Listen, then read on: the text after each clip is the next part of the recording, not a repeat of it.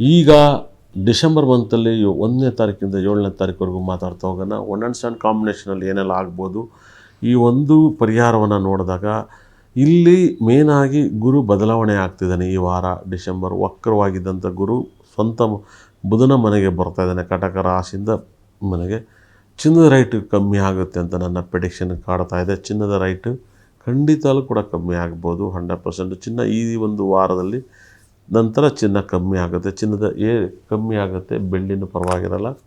ಅದೇ ರೀತಿಯಲ್ಲಿ ಶನಿ ಸ್ವಂತ ಮನೆಯಲ್ಲಿ ಮೀನ ರಾಶಿ ಇದ್ದಾನೆ. ಮೀನದಲ್ಲಿ ಶನಿ ಇರೋದ್ರಿಂದ ಶನಿ ಮೀನದಲ್ಲಿ ಇಲ್ಲ, ಆದರೆ ಜನ್ಮ ಶನಿ ಏನೆಲ್ಲ 7.5 ಕೊಡ್ತಾನೆ ನೋಡಬೇಕು. ಅದೇ ಥರ ಸಿಂಹ ರಾಶಿಯಲ್ಲಿ ಕೇತು ಗ್ರಹ ಇದ್ದಾನೆ, ಕುಂಭ ರಾಶಿಯಲ್ಲಿ ರಾಹು ಗ್ರಹ ಇದ್ದಾನೆ. ಅದೇ ಥರ ವೃಶ್ಚಿಕ ರಾಶಿಯಲ್ಲಿ ಸೂರ್ಯ ಬುಧ ಶುಕ್ರ ಗ್ರಹ ಕುಜಗ್ರಹ ಇದ್ದಾರೆ. ಇನ್ನು ಚಂದ್ರ ಎಂದಿನಂತಾಗಿ 2 ವರ್ಷಕ್ಕೊಂದ್ಸರಿ ರಾಶಿನ ಚೇಂಜ್ ಮಾಡ್ತಿದ್ದಾನೆ. ಇವೆಲ್ಲ 9 ಗ್ರಹಗಳು ಸೇರಿ ಯಾವೆಲ್ಲ ರಾಶಿಗೆ ಯಾವೆಲ್ಲ ಲಕ್ಕನ್ನು ತಂದು ಕೊಡ್ತವೆ, ಯಾವ ರಾಶಿಗೆ ಬಣ್ಣದ ಬಟ್ಟೆ ಚೆನ್ನಾಗಿರುತ್ತೆ, ಇದ್ರ ಬಗ್ಗೆ ಸಾಕಷ್ಟು ಮಾಹಿತಿ ನಾವು ನೀವು ಮಾತಾಡೋದಿರ್ತಾನೆ ಜನಗಳಿಗೆ ಪರಿಹಾರವನ್ನು ಹೇಳ್ತಾ ಹೋಗೋಣ. ಇದರಿಂದ ಲಾಭ ನಷ್ಟವನ್ನು ಪ್ರೆಡಿಕ್ಷನ್ ಕೊಡೋದ್ರಿಂದ ನಿಮಗೆ ತುಂಬ ಪಾಸಿಟಿವ್ನ ಕೊಡುತ್ತೆ.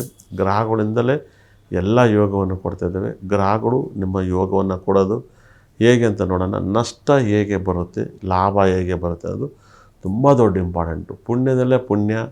ನವಗ್ರಹಗಳನ್ನು ನೀವು ಕರೆಕ್ಟಾಗಿ ಅರ್ಥ ಮಾಡ್ಕೊಂಡಾಗ ನಿಮ್ಗೆ ಸಖತ್ ಪಾಸಿಟಿವ್ನ ಕೊಡುತ್ತೆ.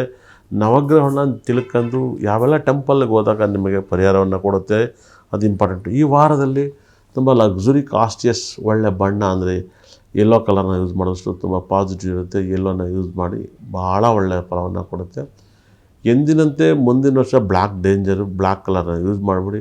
ಬ್ಲ್ಯಾಕ್ ಕಲರ್ ಕಾರ್ನ ಯೂಸ್ ಮಾಡಿ ಮಂಜುನಾಥ್ ಅವ್ರು ಖಂಡಿತ ಕೂಡ ಪ್ರಾಬ್ಲಮಲ್ಲಿ ಸಿಗಾಕೊಂಡು ಪ್ರಾಬ್ಲಮನ್ನು ನಾವು ಕಳ್ಕೊಂಡು ಅವರ ಕುಟುಂಬಕ್ಕೆ ಒಳ್ಳೆಯದಾಗಲಿ. ರಾಶಿ ಬಗ್ಗೆ ಮತ್ತೆ ಮಾತಾಡೋಣ.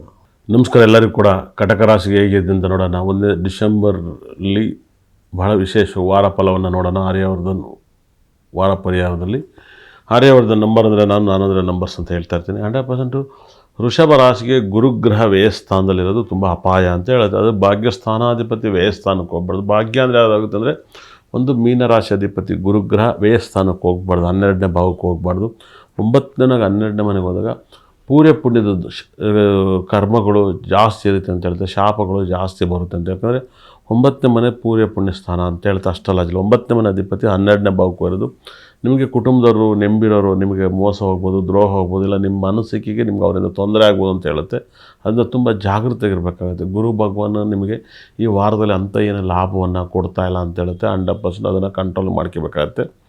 ಅದೇ ರೀತಿಲಿ ಶನಿ ಕೂಡ ನಿಮಗೆ ಲಾಭವನ್ನು ಕೊಡಲ್ಲ. ಯಾಕಂದರೆ ಶನಿ ಕೂಡ ಅವನು 9ನೇ ಮನೆ ಕೂತು 9ನೇ 12ನೇ ಮನೆ ಕೂತಿದ್ದರೆ ಶನಿ ದಶೆನೂ ಕೂಡ ಅಷ್ಟು ಒಳ್ಳೇದು ಮಾಡಲ್ಲ ಅಂತ ಹೇಳುತ್ತೆ. ತುಂಬ ಕೇರ್ಫುಲ್ಲಾಗಿ ಹ್ಯಾಂಡಲ್ ಮಾಡಿ. ರಾಹು ಭಗವಾನ್ ಅಷ್ಟಮದಲ್ಲಿದ್ದಾನೆ. ರಾಹುನು ಕೂಡ ಈ ವಾರದಲ್ಲಿ ನಿಮಗೆ ಒಳ್ಳೇದು ಮಾಡಲ್ಲ ಅಂತ ಹೇಳುತ್ತೆ. ಯಾರೆಲ್ಲ ಪುಷ್ಯ ಅನ್ನೋದು ಉತ್ತರ ಭದ್ರ ನಕ್ಷತ್ರದಲ್ಲಿ ಹುಟ್ಟಿದ್ರು ಅವರಿಂದ ನಿಮಗೆ ಈ ವಾರದಲ್ಲಿ ತೊಂದರೆ ಆಗುತ್ತೆ. ಅದೇ ನೀವು ಯಾರೆಲ್ಲ ಪುನರ್ವಸು ವಿಶಾಖ ಪೂರ್ವಭದ್ರ ನಕ್ಷತ್ರದಲ್ಲಿ ಹುಟ್ಟಿದ್ರು ಅವರಿಂದ ನಿಮಗೆ ಸ್ವಲ್ಪ ತೊಂದರೆ ಆಗುತ್ತೆ. ಯಾರೆಲ್ಲ ನಿಮಗೆ ಆರಿದ್ರ ಸ್ವಾತಿ ಶತಭಿಷ ನಕ್ಷತ್ರದಲ್ಲಿ ಜನನವಾಗಿದ್ದರು ಅವರಿಂದ ಸ್ವಲ್ಪ ತೊಂದರೆ ಆಗುತ್ತೆ. ನಿಮಗೆ ಅಶ್ವಿನಿ ಮಖ ಮೂಲ ನಕ್ಷತ್ರದಲ್ಲಿ ಯಾರು ಹುಟ್ಟಿದ್ದಾರೋ ಈ ವಾರದಲ್ಲಿ ಅವರಿಂದ ನಿಮಗೆ ಲಾಭವನ್ನು ಕಾಣ್ತೀರ. ಮತ್ತು ಯಾರೆಲ್ಲ ನಿಮಗೆ ಮೃಗಶಿರ ಚಿತ್ತ ಧನಿಷ್ಠ ನಕ್ಷತ್ರದಲ್ಲಿ ಹುಟ್ಟಿದ್ದಾರೋ ಅವರಿಂದ ಲಾಭವನ್ನು ಕಾಣ್ತೀರ.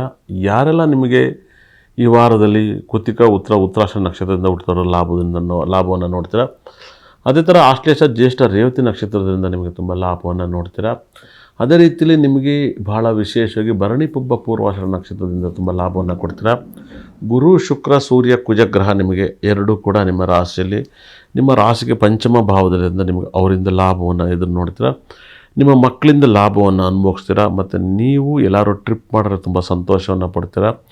ಆದರೆ ಗುರು ವ್ಯಯಸ್ಥಾನದಲ್ಲಿದ್ದರೆ ನಿಮಗೆ ಗುರು ನಕ್ಷತ್ರರು, ಶನಿ ನಕ್ಷತ್ರ, ರಾಹು ನಕ್ಷತ್ರರು ನಿಮಗೆ ಕೆಟ್ಟ ನಕ್ಷತ್ರಗಳಾಗಿರ್ತವೆ. ಹಾಗಾಗಿ 27 ನಕ್ಷತ್ರದಲ್ಲಿ 9 ನಕ್ಷತ್ರಗಳು ಕೆಟ್ಟಿದ್ದಾವೆ.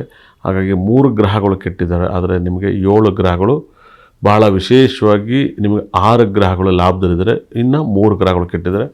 ಹಾಗಾಗಿ ನಿಮ್ಮ ರಾಶಿಗೆ ಈ ವಾರ ಕಟಕ ರಾಶಿಗೆ ನಿಮಗೆ ಮಿನಿಮಮ್ ಅಂದ್ರೆ ನಿಮಗೆ ಪರ್ಸೆಂಟೇಜ್ 70% ತುಂಬ ಚೆನ್ನಾಗಿದೆ, 75% ಏನು ಚೆನ್ನಾಗಿಲ್ಲ. ಈ ವಾರದಲ್ಲಿ 70% ಕಟಕ ರಾಶಿಗೆ ಟೈಮ್ ಚೆನ್ನಾಗಿದೆ. ನಿಮ್ಮ ಲೈಫಲ್ಲಿ ಗೌರ್ಮೆಂಟ್ ಕೆಲಸ, ಜಮೀನು ಕೆಲಸ, ವ್ಯಾಪಾರ, ರಿಯಲ್ ಎಸ್ಟೇಟು, ಶೇರ್ ಮಾರ್ಕೆಟು, ಬಟ್ಟೆ ಅಂಗಡಿ ವ್ಯಾಪಾರಗಳು ತುಂಬ ಚೆನ್ನಾಗಾಗುತ್ತೆ. ಹಾಗಾಗಿ ದೇವಸ್ಥಾನ ಕೆಲಸ ಕಂಟ್ರೋಲ್ ಮಾಡಿ, ಗಾಡಿ ವಿಚಾರದಲ್ಲಿ ಕಂಟ್ರೋಲ್ ಕೆಲಸ ಮಾಡಿ, ಮತ್ತು ಹೋಟೆಲ್ ವೃತ್ತಿಯಲ್ಲಿರೋರಿಗೆ ಸ್ವಲ್ಪ ಕಂಟಕವಿದೆ. ಇದನ್ನು ಪರಿಹಾರ ಮಾಡ್ಕೊಳ್ಳಿ. ಒಳ್ಳೆಯದಲ್ಲಿ ಕಟಕ ರಾಶಿಗೆ.